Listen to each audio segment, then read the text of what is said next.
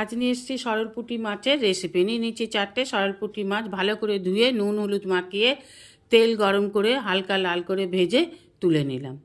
এই তেলেই দিয়ে দিলাম পেঁয়াজ কুচি দিয়ে দেবো পরিমাণ মতন লবণ, একটু পেঁয়াজটাকে লাল লাল করে ভেজে নিয়ে দিয়ে দেবো কড়াইশুঁটি, দিয়ে দেবো টমেটো, ভালোভাবে কষে নিয়ে টমেটোটা ভালো নরম হয়ে গেলে দিয়ে দেবো আদা রসুন কাঁচা লঙ্কা বাটা, ভালোভাবে কষে নিতে হবে, রসুনের কাঁচা গন্ধ যাতে চলে যায়। দিয়ে দেবো হলুদ গুঁড়ো, লাল লঙ্কা গুঁড়ো, জিরে ধনে গুঁড়ো, ভালোভাবে মশলার সাথে কষে নেবো। দিয়ে দেবো পরিমাণ মতন জলটা দিয়ে একটু ভালোভাবে সমস্ত উপকরণ মিশিয়ে দিয়ে ফুটে উঠলে দিয়ে দেবো ভেজে রাখা